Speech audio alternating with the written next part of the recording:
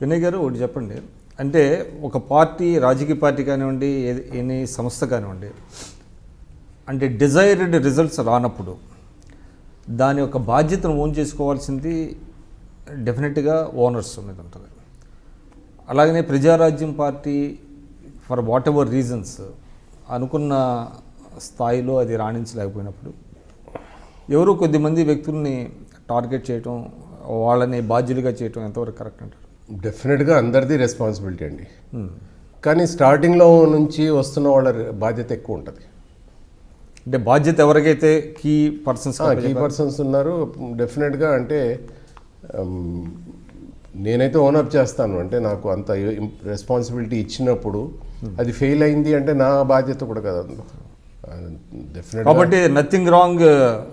పవన్ కళ్యాణ్ గారు మాట్లాడే మాటలు తప్పేం లేదంట. తప్పేం లేదు. అంటే ఇప్పుడు చిరంజీవి గారి పాపులారిటీ అన్నది అసలు కంపారిజన్ లేదు దానికి. నేను ఇప్పుడే చెప్పాను, ఎన్టీ రామారావు గారికి కూడా అంత నేను చూడలేదు క్రౌడ్స్ అదంతా. కానీ చిరంజీవి గారి పాపులారిటీ అసలు డౌటే లేదు.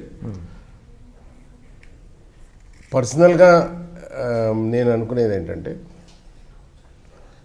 ఒక మనిషిది 70% 80% పాపులారిటీ ఉందనుకోండి, అతను సొంతంగా గడించుకున్నది.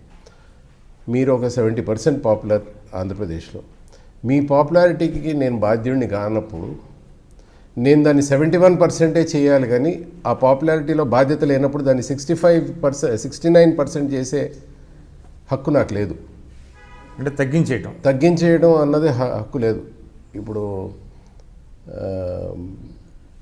కాంగ్రెస్ పార్టీ ఉంది, అది ఒక లెవెల్కి ఇందిరాగాంధీ గారు తీసుకెళ్లారా, నెహ్రూ గారు తీసుకెళ్లారా, సోనియా గాంధీ గారు తీసుకెళ్లారా, ఇప్పుడు రాహుల్ గాంధీ గారు తీసుకెళ్లారా, ఒక పర్సంటేజ్కి వెళ్ళి ఉంది. అది మొన్ననే మనం చూసాం, మణిశంకర్ అయ్యర్ ఒక మాట అన్నాడు, దాంతో దెబ్బతిన్నది కదా.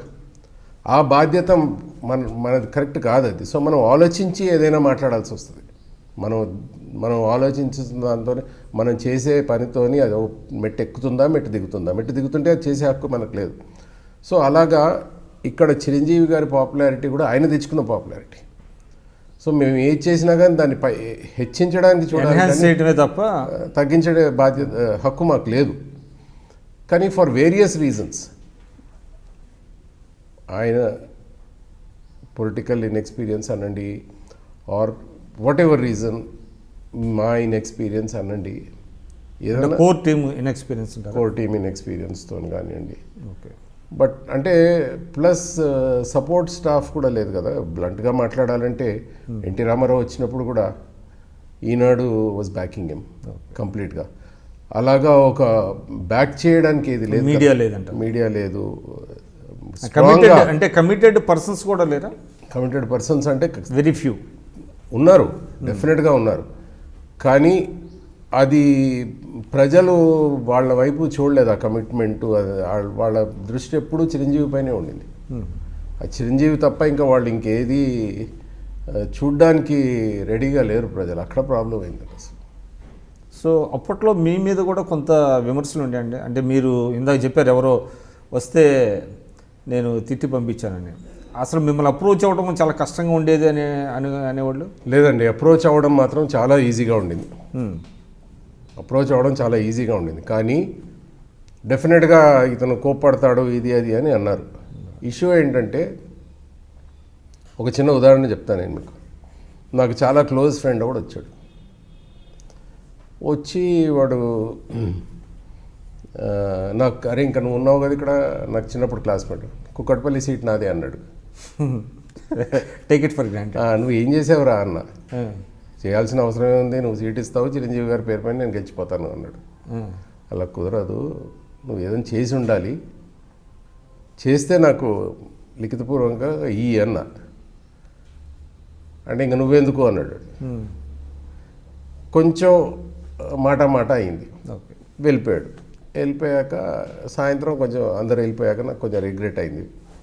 నా చిన్న హార్ష్గా మాట్లాడకుండా ఉండాల్సింది. వాడు అన్నాడు, నేను అన్నా. నా సెక్రటరీని పిలిచి అడిగాను, మా ఫోన్ నెంబర్ తీసుకున్నావా, నాకు అని ఫోన్ చేసి అడుగుతాను అని. అంటే లేదు సార్ తీసుకోలేదు అంటే ఎవరు వచ్చినా కొంచెం ఫోన్ నెంబర్స్ తీసుకో అని చెప్పాను.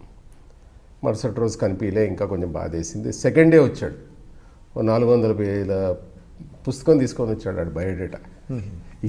ఇది ఎక్కడిది రా అన్నా నేను. అంటే ఏముంది డిటిపి ఉంది కూర్చొని తయారు చేసుకున్నా అన్నాడు. ఇలాగా రోజుకి ఒక 500 మంది బారులు పుస్తకాలు తీసుకొని వస్తున్నారు. అది చూడాలంటారు, అందులో నిండా ఫొటోస్, ప్రోగ్రామ్స్ చేసినవి అవి. 1990లో ఏదో ఒక బీదోడికి రిక్షా ఇచ్చి ఆ ఫోటో ఇప్పటి వరకు పెట్టుకున్నాడు అంటే ఏదో పనికి వస్తుందనే కదండి పెట్టుకోవడం. ఓకే. సో నేనేమో అవి చూసేవాడిని కాదు. నేను కూర్చొని వాళ్ళకి సామాజిక న్యాయం ఏంటి, పార్టీ ఎందుకు పెట్టాము ఇదంతా చెప్పేవాడిని. గీతా ఆర్ట్స్లో 20 బ్యాచెస్లో కూర్చోబెట్టుకొని చెప్పేవాడిని. కూర్చొని సార్ మాకు ఇవన్నీ తెలియవు, మీరు చాలా బాగా చెప్పారు ఇది అది అనేవారు. బయటికి వెళ్ళి నా మనుషులు ఎవరైతే ఉంటారో వాళ్ళు వచ్చి అన్న వాళ్ళు తిడుతున్నారన్న, ఈయన దగ్గరికేమో మేము ఒక కారణంగా వస్తే ఈయన లెక్చర్లు ఇచ్చి పంపించేస్తున్నాడు. చిరంజీవి గారు సాయంత్రం ఓ రోజు అడిగారు, ఏంటి వాళ్ళు ఇస్తున్న పుస్తకాలు నువ్వు చూడడం లేదంట, నువ్వు వాళ్ళకి ఇంకేదో లెక్చర్స్ ఇస్తున్నావు అంటాడు. అవునండి సామాజిక న్యాయం గురించి చెప్తున్నాను. ఎందుకు వాళ్ళు ఇస్తున్న పుస్తకాలు చూడకూడదా అన్నారు.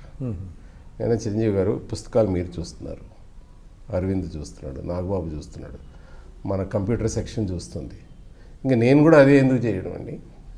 మనం ఒక చాలా కాంప్లెక్స్ వర్డ్ వాడుకున్నాం సామాజిక న్యాయం అని. అది 90% మన పార్టీ వాళ్ళకి తెలుసు అని నేను అనుకోవడం లేదు. అని అర్థం మన వాళ్ళకే తెలియకపోతే ఊర్లలోకి ఎలా తీసుకెళ్తారండి.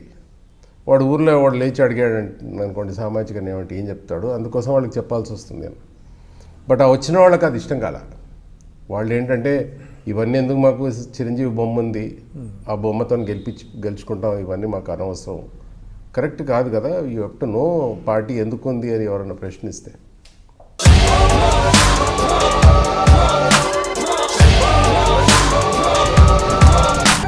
ఫోటోలో ఉన్న వ్యక్తి ఎవరమ్మా? మీ ఆయన చనిపోయారా? అయ్యో, ఎక్కడ పడితే అక్కడ ఏది పడితే అది వాగుతున్నాడని పోలీసులు నగర బహిష్కరణ చేశారండి.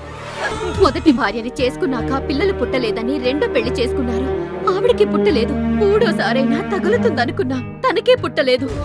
ఆయన దగ్గర బాణం ఉంది కానీ దానికి పదును లేదురా.